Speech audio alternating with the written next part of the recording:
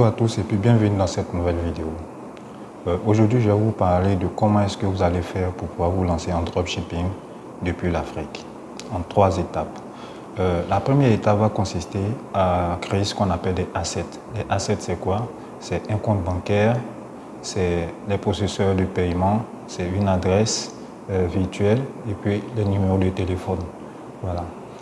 Lorsqu'on est en Afrique, toutes les banques africaines, la majorité des banques africaines ne sont pas acceptées par les différents processeurs de paiement, que ce soit Shopify Paiement, que ce soit Stripe, que ce soit PayPal. Les banques africaines ne sont pas autorisées. Donc pour ce faire, on aura besoin de créer un compte bancaire à l'étranger. Voilà. Il y a des startups, sinon des fintechs à l'étranger qui autorisent tous ces éléments aujourd'hui. Voilà. On a juste besoin d'éléments fondamentaux, c'est-à-dire une entité morale qui va nous permettre de pouvoir créer ces différents éléments. Et cette entité morale, c'est ce qu'on appelle les sociétés offshore.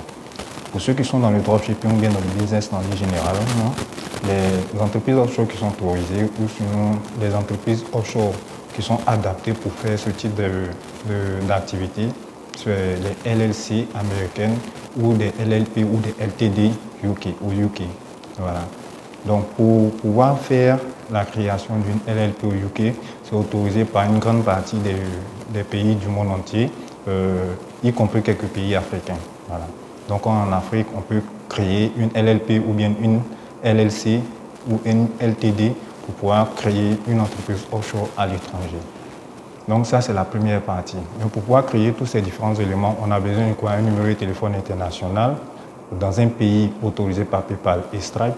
On a besoin d'une adresse virtuelle dans un pays où on va avoir notre LLC ou notre LTD ou notre LLP. Voilà.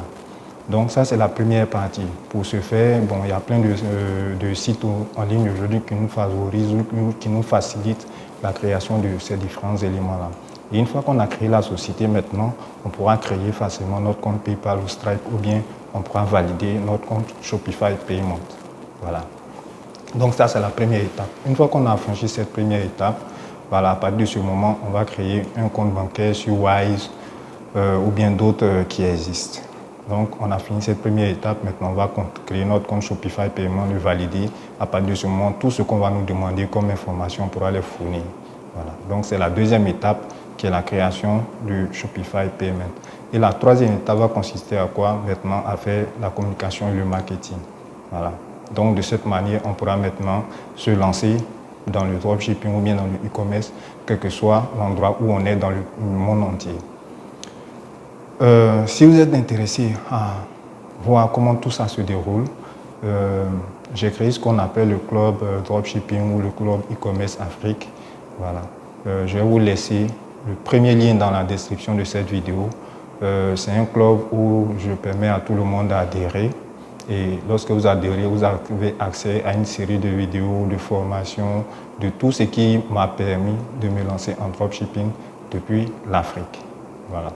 Donc c'est le premier lien en description. Vraiment, je vais en détail sur comment est-ce que je fais avec les proxys, comment est-ce que je fais avec les numéros de téléphone virtuels, comment je fais pour avoir les adresses, comment je fais pour créer mes entreprises. Tout ça, c'est vraiment décrit vraiment de A à Z. À côté de ça, vous avez une assistante, vous pouvez toujours me poser des questions via WhatsApp. Donc c'est vraiment le premier lien dans la description que je vous laisse. Et il suffit juste de cliquer dessus pour avoir beaucoup plus de détails sur comment est-ce que vous pouvez vous lancer en dropshipping depuis l'Afrique. Voilà, merci et puis on se dit à très bientôt dans une autre vidéo.